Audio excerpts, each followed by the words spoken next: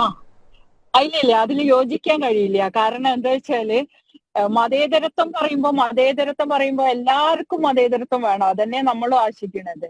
പക്ഷെ കേരളത്തിലെത്തുമ്പോ മതേതരത്വത്തിന് രണ്ട് സ്വഭാവമാണുള്ളത്. ഹിന്ദുവിനോട് ഒരു പ്രത്യേക സ്വഭാവവും മുസ്ലിങ്ങളോടും. ഉം. അത് മെജോറിറ്റി ഉണ്ടായിട്ടാണോ എന്ന് അറിയില്ല, അല്ലെങ്കിൽ വരുന്ന പണത്തിന്റെ ശക്തി കൊണ്ടാണോ എന്ന് അറിയില്ല, അല്ലെങ്കിൽ ആരെങ്കിലും പേടിച്ചിട്ടാണോ എന്ന് അറിയില്ല. അവിടെ എത്തുമ്പോൾ മാത്രമല്ല മതേതരത്വത്തിന്റെ അർത്ഥം ഇവര് ശരിക്കും പറഞ്ഞു തരണം ജനങ്ങൾക്ക്. ഇത് ശരിക്കും പറ്റിക്കലാണ്. ശരിക്കും പറ്റിച്ചിട്ട് ജനങ്ങളെ വോട്ട് വാങ്ങുക. ശരി, ഞങ്ങൾ എതിരായിരുന്നു, കോൺഗ്രസ് പറയാ, അവര് തന്നെ അത് പൊളിക്കാനുള്ള സഹായവും. പ്രിയങ്ക ഗാന്ധി വരെ പറഞ്ഞു രാജീവ് ഗാന്ധിന്റെ സ്വപ്നമായിരുന്നു രാമക്ഷേത്രം, അല്ലെ? ഇപ്പൊ സോണിയാഗാന്ധി അത് പിന്നെ തയ്യാറെടുത്തിരിക്കുന്നു പോവാൻ വേണ്ടിയിട്ട്. അപ്പൊ നോർത്ത് ഇന്ത്യയിൽ അവർക്ക് അത് സാധിക്കില്ല. അപ്പൊ നോർത്ത് ഇന്ത്യയിൽ സാധിക്കാത്ത വരുന്നത് അവിടെ എത്തുമ്പോ KPCCക്ക് ഒരു വേറെ നിലപാട് എന്ന് പറയുന്നത് മുസ്ലിങ്ങളോടുള്ള സ്നേഹം. എന്ത് മുസ്ലിം സ്നേഹമാണ് ഇവർ കാണിക്കുന്നത് എന്നുള്ളതാണ് മനസ്സിലാവാത്തത്. അവിടെയാണ് ഇവർ പറഞ്ഞു കൊടുത്ത ഇവരെ ഒരു അജണ്ട, ഒരു സ്ട്രാറ്റജി. പിന്നെ സ്വാതന്ത്ര്യം തൊട്ടിട്ട് പോകുന്നത് ഞങ്ങൾ മുസ്ലിങ്ങൾക്കൊപ്പമാണെന്ന് പിന്നെ പറയണ ഒരു ഗാന്ധിജി പറഞ്ഞതിന്റെ സ്ട്രാറ്റജി നിലനിർത്തിക്കൊണ്ട് പോരുക. കാരണം ഇന്ത്യ വിഭജിച്ചപ്പോൾ മുസ്ലിങ്ങളെ പറ്റിക്കണ ഒരു സ്വഭാവമായിരുന്നു. അതേപോലെ തന്നെ ഇപ്പോഴും പള്ളി പൊളിക്കാൻ അവര് സൈലന്റ് ആയിട്ട് അവര് കൂടെ നിന്നു ആ പൊളിക്കണ സമയത്ത്.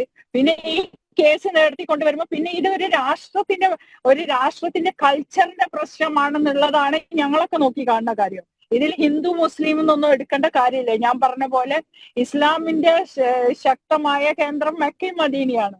അവിടത്തേക്ക് നോക്കിയാൽ മതി ഞങ്ങൾക്ക്. അല്ലാതെ ഇവിടെ രാമൻ ജനിച്ചതോ സീത ജനിച്ചതോ ശ്രീകൃഷ്ണന്റെ ഭൂമിയൊന്നും മുസ്ലിങ്ങളുടെ വിഷയമല്ല. നമ്മൾ എന്തായാലും 100% നമ്മൾ അംഗീകരിച്ചു കൊടുക്കേണ്ടിയിരിക്കുന്നു. ഭാരതം സ്വീകരിച്ച അബ്രഹാമിക് റിലീജിയന്റെ ഭാഗമാണ് ഞങ്ങളെല്ലാം. ഈ ഭാരതം മാത്രമേ ഇത്രയധികം മതങ്ങളെ സ്വീകരിച്ചിട്ടുള്ളൂ. കാരണം ഭാരതത്തിന് ഒരു രാഷ്ട്രീയം ഉണ്ടായിരുന്നില്ല അന്ന്. റിലീജിയനെ വെച്ചിട്ട്, റിലീജിയൻ എന്ന് പറയുന്നത് ആരെയും സ്വീകരിക്കാൻ മനുഷ്യരാണെന്നുള്ളതാണ് ഹിന്ദു സനാതന ധർമ്മം പറയുന്നത്. സനാതന ധർമ്മത്തിന്റെ പിന്നെ അതിന്റെ ഏറ്റവും വലിയ കാരണമായിട്ട് നമ്മൾ കാണേണ്ട ഈ മതങ്ങളെല്ലാം സ്വീകരിച്ച അവിടെ വന്ന് സ്വീകരിച്ച ഭാരതത്തിൽ വന്നിട്ട് ബാബറും പിന്നെ ആരായാലും ഉണ്ടാക്കിയ പള്ളികളും ക്ഷേത്രങ്ങൾ പൊളിക്കാന്നുള്ളായിരുന്നു അവരെ. അത് പറഞ്ഞാൽ ഇപ്പൊ BJP പറയുമ്പോൾ നമ്മൾ വിചാരിക്കും BJP മുസ്ലിങ്ങളെ കുറ്റം പറയാ. ഇല്ല, മുസ്ലിങ്ങളെ ഒരിക്കലും BJP കുറ്റം പറയുന്നില്ല. അന്ന് വന്ന മുഗൾ രാജാക്കന്മാര് ഗ്രേറ്റ് എന്ന് പറഞ്ഞ് നമ്മളിപ്പോ പാഠപുസ്തകങ്ങളിൽ പഠിക്കുന്നത് ഇപ്പൊ അവരെ പറ്റിയ. അപ്പൊ ഇവര് വന്നിട്ട് ഇവിടെ ഉണ്ടായിരുന്ന കൾച്ചറിനെ അടിച്ചു തമർത്താൻ പിന്നെ ഇവിടുത്തെ യൂണിവേഴ്സിറ്റി, നളന്ദ യൂണിവേഴ്സിറ്റി, അതുപോലെയുള്ള എല്ലാ ക്ഷേത്രങ്ങളിലും 5000-ത്തിലധികം വർഷങ്ങൾ പഴക്കമുള്ള ക്ഷേത്രങ്ങളിലാണ് ഉണ്ടായിരുന്നത് അവര് വരുമ്പോ. ഇതിലും വലിയ സംഗതികൾ ഇവിടെ ഇല്ലേ? കൈലാസ് ടെമ്പിളും മറ്റേതും മറിച്ചൊക്കെ ഉണ്ടല്ലോ. ഈ ഒരു സ്ഥലത്ത് ഇവരുടെ ആധിപത്യം സൃഷ്ടിച്ചത് ഇന്ന് അത് ആരായിരുന്നു ആലോചിക്കേണ്ടത്? ബ്രിട്ടീഷുകാർ വന്ന് അവർക്ക് വേണ്ടത് ചെയ്തു. അത് കഴിഞ്ഞു പോകുമ്പോ സ്വതന്ത്ര ഭാരതത്തിൽ നമുക്ക് നെഹ്റുവും ഗാന്ധിജിയും തരേണ്ട ഒരു സംസ്കാരത്തിന് ഇപ്പൊ തിരിച്ച് അന്ന് അവർക്ക് തോന്നാതെ, അന്ന് അവർക്ക് ഇവിടെ രാജ്യം ഭരിക്കുക, പ്രധാനമന്ത്രിയാവാന്നുള്ള ചിന്തയുണ്ട്. ഇതെല്ലാം മറന്നുപോയി. ഇന്നിപ്പോ എല്ലാം കഴിഞ്ഞ് BJPന്റെ ആശയം രാഷ്ട്രം, RSSന്റെ ആശ്രയം ഭാരതം എന്ന രാഷ്ട്രത്തിനെ സ്നേഹിക്കാൻ, രാഷ്ട്രമാണ് മുഖ്യം, എന്നിട്ടാണ് ബാക്കിയുള്ള എല്ലാ കാര്യങ്ങളെന്ന് പറഞ്ഞ് വന്നപ്പോഴാണ് കോൺഗ്രസ് തോറ്റുപോയത്. ആ തോറ്റുപോയതിനെ അവര് കറക്റ്റ് ചെയ്യാൻ വേണ്ടിയിട്ടാണ് എന്ത് ചെയ്യണത്? മുസ്ലിം ഹിന്ദു എന്നുള്ള ഒരു വിഭജനം, അല്ലെങ്കിൽ ക്രിസ്ത്യൻ മുസ്ലിം എന്നുള്ള വിഭജനം. അങ്ങനെയാണെങ്കിൽ ഈ ഭാരതത്തില് എന്താ പറയാ, ഈ ഭാരതത്തിൽ ഞങ്ങളാരും ഉണ്ടാവില്ലല്ലോ, ഇങ്ങനെയുള്ള മതങ്ങളെ ഉണ്ടാവില്ല. അതാണ് സംഭവിച്ചിരിക്കുന്നത്. അപ്പൊ അവരെ സ്ട്രാറ്റജീനെ ഫോം ചെയ്യാണ് ചെയ്തത്. അപ്പൊ എന്തായാലും നരേന്ദ്രമോദിയെ പോലെ ഒരു പ്രധാനമന്ത്രി ഇന്ത്യന്റെ കൾച്ചർ ഇനി കോൺഗ്രസ് അല്ല മുസ്ലിം ലീഗ് അല്ല ആര് വിചാരിച്ചാലും അതിന് ഒരു കോട്ടം വരുത്താതെ ഇവിടുത്തെ സംസ്കാരം ഇവിടെ നിലനിർത്തുകയും ചെയ്യും. രാമക്ഷേത്രം ലോകത്തിന്റെ തന്നെ അഭിമാനമായി, ഇന്ത്യന്റെ ഏറ്റവും വലിയ കൾച്ചറായി നളന്ദ യൂണിവേഴ്സിറ്റിനെയൊക്കെ അറിഞ്ഞതുപോലെ തന്നെ രാമക്ഷേത്രം ലോകം അറിയുന്നുള്ളത്. അല്ല, 22-ന് അയോധ്യയിലേക്ക് പോകുന്നുണ്ടോ? ഇൻവിറ്റേഷൻ കിട്ടിയിട്ടുണ്ടോ ക്ഷേത്ര ട്രസ്റ്റിന്റെ? ഇൻവിറ്റേഷൻ ഉണ്ട്. 21-ന് അയോധ്യയില് ആ ഒരു ക്ഷേത്രത്തിന്റെ ഉദ്ഘാടന വേളയിൽ ഞാനും ഉണ്ടാവും. മുസ്ലിം ലീഗിന് ഇപ്പോ രാഹുൽ ഗാന്ധി രാഹുൽ ഗാന്ധി എവിടെ മത്സരിക്കോ? കോൺഗ്രസിന് അതൊരു പേടിയല്ല, അതൊരു പ്രശ്നം തന്നെയല്ലേ. അതേപോലെ സോണിയാഗാന്ധി വരുന്നതാണ് എന്നൊക്കെയുള്ള ഇവിടുത്തെ ന്യൂസ്. സോണിയാഗാന്ധി പങ്കെടുക്കുന്നുണ്ട്. അപ്പൊ സോണിയാഗാന്ധി ഇന്ത്യ സഖ്യത്തിൽ നിന്ന് മാറി അവരുടെ തീരുമാനങ്ങളൊന്നും ഇല്ലാതെ നരേന്ദ്രമോദിക്കൊപ്പം കൈപിടിച്ച് ഈ ഒരു രാഷ്ട്രത്തിന്റെ ഐക്യവും സ്നേഹവും സാഹോദര്യമൊക്കെ നിലനിർത്താൻ വേണ്ടിയിട്ടുള്ള കൈ കൊടുക്കാൻ സോണിയാഗാന്ധിക്ക് സാധിക്കുമോ? അതുമില്ല. അപ്പോ ഇവിടെ പാകമുള്ള പ്രശ്നം എന്ന് വെച്ചാല് ഈ രാഹുൽ ഗാന്ധിക്ക് വയനാട്ടിൽ വന്ന് മത്സരിക്കുന്നതിൽ പ്രശ്നമാവും. കാരണം ഈ കോൺഗ്രസിന്റെ കാലത്ത് തന്നെയല്ല ഈ സഖ്യം ഈ ബാബരി മസ്ജിദ് പൊളിച്ചത്. എന്നും നിലയുണ്ടായതോ നരേന്ദ്രമോദി ഉണ്ടാക്കിയതോ പൊളിച്ചതോ എന്നല്ലല്ലോ. കോൺഗ്രസ് സമ്മതം കൊടുത്ത് അതിനു വേണ്ടിയിട്ട് വന്ന ഈ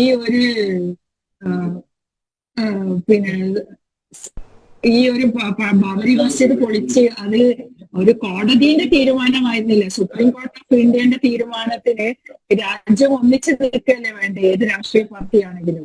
അപ്പൊ കോൺഗ്രസിന് അത് നഷ്ടം. കോൺഗ്രസ് ഇപ്പൊ സോണിയാഗാന്ധി അരിഞ്ഞ് വന്നാൽ പോലും അതിന്റെ കൂടെ ആര് വരുക? കെ സി വേണുഗോപാൽ ഉണ്ടാവും. മലയാളത്തിലുള്ളവരൊപ്പം തലയിൽ കൊണ്ടിട്ട് പോകേണ്ട ഒരു അവസ്ഥ ഈ ഒരു ബാബരി രാമജന്മ ക്ഷേത്രത്തിന്റെ ഉദ്ഘാടന വേളയില് കോൺഗ്രസിന്റെ കേരളത്തിലെ നേതാക്കൾ തലയിൽ മുണ്ടിട്ട് പോകേണ്ട അവസ്ഥയിലേക്കാണ് കാര്യങ്ങൾ പോകുന്നതെന്നാണ് മനസ്സിലാക്കാൻ പറ്റുന്നത്. അതാണ് ഇതിന്റെ ഒരു തീരുമാനത്തിലെത്തിയിരിക്കുന്നത്. പിന്നെ ഈ ഒരു കോൺഗ്രസ് കാലത്ത് പൊളിച്ച ഈ ഒരു ബാബരി മസ്ജിദിനെ ചൊല്ലി ഇപ്പൊ മുസ്ലിം ലീഗിനും ഈ കോൺഗ്രസിനും ഒക്കെ എന്താ ഇത്ര വലിയൊരു പ്രശ്നം ഇപ്പോഴും ഉണ്ടാക്കിക്കൊണ്ടിരിക്കുന്നതെന്നാണ് നമുക്ക് മനസ്സിലാവാത്ത ഓരോ ചോദ്യം. ഓരോ മുസ്ലിമും ചോദിക്കുന്ന ഒരു ചോദ്യമുണ്ട്, എന്തിനും ഇവിടെ ബാബരി മസ്ജിദ്? അപ്പൊ ബാബരി മസ്ജിദിനെ പറ്റി നമ്മൾ മനസ്സിലാക്കേണ്ട ഒരു കാര്യമുണ്ട്. ഒരു മുസ്ലിമിനെ ഒരു പറഞ്ഞു കൊടുക്കാത്ത ബാബരി മസ്ജിദ് ഇവിടെ ഉണ്ടായത് എങ്ങനെയാ? അവിടെ രാമന്റെ ക്ഷേത്രം പറയുമ്പോൾ രാമജന്മഭൂമി എന്ന് പറയുന്നത് ഇന്ത്യന്റെ സംസ്കാരത്തിന്, ഭാരതത്തിന്റെ സംസ്കാരത്തിന് എന്നും ഉയർത്തിപ്പിടിക്കാൻ പറ്റിയ ഒരു സംസ്കാരമാണ്. ആ സംസ്കാരത്തിന്റെ ഉറവിടമായ രാമന്റെ ഗാന്ധിജി സ്വപ്നം കണ്ട പോലെ രാമരാജ്യം തന്നെയാണ് മോദിജിയും ഇപ്പൊ പറഞ്ഞുകൊണ്ടിരിക്കുന്നത്. മോദിജിയെ പോലത്തെ ഒരു പ്രധാനമന്ത്രിക്ക് അത് നടപ്പിലാക്കാൻ പറ്റി. ഇത്രയും 58 കൊല്ലങ്ങളായിട്ട് നടക്കുന്ന ഒരു കോൺട്രവേഴ്സി സുപ്രീം കോടതിയിൽ അത് നടപ്പിലാക്കാൻ പറ്റി എന്നുള്ള പ്രവർത്തിക്കാൻ പറ്റിയത് എന്തുകൊണ്ടാണ്? മോദിയെ പോലത്തെ ഒരു പ്രധാനമന്ത്രി ഇന്ത്യക്ക് ഉണ്ടായത് കൊണ്ടാണ്. അപ്പൊ ഓരോ ഇന്ത്യക്കാരും, ഭാരതത്തിന്റെ ഓരോ പൗരന്റെയും അഭിമാനമാണ് രാമക്ഷേത്രം ഭൂമി. മുസ്ലിം ആയാലും ഹിന്ദു ആയാലും ക്രിസ്ത്യാനി ആയാലും. കാരണം എല്ലാ ഇന്ത്യയിൽ ജനിച്ച, ഭാരതത്തിൽ ജനിച്ച ഓരോരുത്തരും ഹിന്ദുസ്ഥാനി എന്നാണ് ലോകം അറിയപ്പെടുന്നത്. ആ ഹിന്ദുസ്ഥാനിയുടെ കൾച്ചർ നിലനിർത്തുന്ന രാമക്ഷേത്രം നിലനിർത്താൻ നരേന്ദ്രമോദിക്ക് ആയെങ്കിൽ അത് നമ്മുടെ അഭിമാനമാണ്. നമ്മുടെ പ്രധാനമന്ത്രി അത് നമുക്ക് ചെയ്തു. പിന്നെ മുസ്ലിങ്ങളെ സംബന്ധിച്ചോട്ട് ഇപ്പോൾ മനസ്സിലാക്കണം, ഇപ്പോഴും അതിന് അടി കൂടുമ്പോൾ മനസ്സിലാക്കേണ്ട കാര്യമുണ്ട്. ഈ മുസ്ലിങ്ങളുടെ പുണ്യസ്ഥലം എന്ന് പറയുന്നത് ഏതാണ്? Mecca, Medina. അതാണ് മുസ്ലിങ്ങൾക്ക് നിസ്കരിക്കാൻ എവിടെ നിന്നും പടിഞ്ഞാറ് നോക്കി നിസ്കരിച്ചാൽ മതി. അതാണ് മുസ്ലിം ഇസ്ലാം എന്ന് പറയുന്നത്. അവിടെ സമാധാനം എവിടെയും പോയിട്ടില്ല. ഇവിടെ വന്ന് ബാബറി പൊളിച്ച പള്ളിയുടെ 858 തുടങ്ങിയ പ്രശ്നമാണ്. 1858 അന്ന് തൊട്ടിട്ട് 5 ലക്ഷം ഭാരതീയര് അവിടെ കലാപത്തിൽ മരിച്ചു എന്നാ പറയുന്നത്. ഈ ഒരു പ്രശ്നം കൊണ്ട് മാത്രമല്ല അവിടെ പ്രശ്നം ഉണ്ടായതോ ഒരു കർസേവ നടത്തിയത് കൊണ്ടൊന്നുമല്ല. അപ്പൊ ഈ ഒരു ബാബറി ഉണ്ടാക്കിയ ഒരു പ്രശ്നം തീർത്ത് ഇന്ന് സുന്നി വഖഫ് ബോർഡിനും ഒരു പ്രശ്നമില്ലാന്ന് കോടതിയിൽ വന്ന് ഉണ്ടാക്കിയ ഈ ഒരു ബാബരി മസ്ജിദ് പൊളിച്ച് അവിടെ രാമന്റെ ക്ഷേത്രം തന്നെ വരണോ? കാരണം അതിന്റെ കല്ലുകള് നമ്മൾ ആർക്കിയോളജിക്കൽ ഡിപ്പാർട്ട്മെന്റിൽ പറഞ്ഞു. കാരണം ഇത് ഇവിടെ പറയാന്ന് പറയുന്നത് ഇപ്പോഴും പറയണത് മുസ്ലിമിന്റെ ഐഡന്റിറ്റി പോക്കി. മുസ്ലിമിന്റെ ഐഡന്റിറ്റി ഒരിക്കലും ആരും പൂക്കിയിട്ടില്ല. കോൺഗ്രസ് അതിന് അനുമതി കൊടുത്തു. 5 മിനിറ്റ് നേരം നരസിംഹറാവു അന്ന് ഫോൺ എടുത്തില്ല ഇങ്ങനെ ഒരു പ്രശ്നം ഉണ്ടായിട്ടെന്നാണ്. ശരിക്കും ഒരു ആർട്ടിഫിഷ്യൽ ഒരു സൈലൻസ് അവിടെ ക്രിയേറ്റ് ചെയ്തിട്ടാണ് അന്ന് പിന്നെ ബാബരി മസ്ജിദ് പൊളിഞ്ഞതും. ആ ബാബരി മസ്ജിദ് എന്തായാലും ഇവിടുത്തെ ഭാരതത്തിന്റെ അഭിമാനമായോണ്ട് അത് നിലനിർത്തേണ്ട ഓരോ ഭാരതീയന്റെ അവകാശമാണെന്നുള്ളത് സുന്നി വഖഫ് ബോർഡ് സമ്മതിച്ചോണ്ടല്ല ഇന്ന് ഇന്ത്യയില് അത് വന്നിരിക്കുന്ന ഭാരതത്തില്. അപ്പൊ ആ ഭാരതത്തിന്റെ അഭിമാനത്തിന് കൂടെ നിൽക്കാൻ കോൺഗ്രസ് എന്തുകൊണ്ട് തയ്യാറാകുന്നില്ല? ഇന്ന് കോൺഗ്രസിന്റെ പ്രശ്നം എന്ന് പറഞ്ഞാല് കോൺഗ്രസ് ഇന്ന് വോട്ട് രാഷ്ട്രീയം നോക്കുക. എങ്ങനെയെങ്കിലും ജയിച്ചാൽ മതി, എങ്ങനെയെങ്കിലും ഹിന്ദുവിന്റെ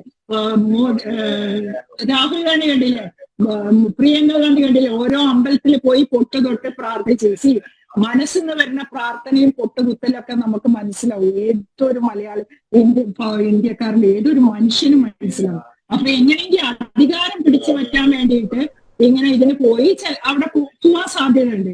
അപ്പൊ കേരളത്തില് അത് സാധിക്കില്ല. അപ്പൊ ഇവര് കോൺഗ്രസിന് കേരളത്തിൽ ഒരു രജിസ്ട്രേഷനും നാഷണൽ ലെവലില് KPCC AICC രണ്ടും രണ്ടാണെന്ന് തന്നെ ഇവര് ജനങ്ങളോട് പറയേണ്ട ഒരു അവസ്ഥ.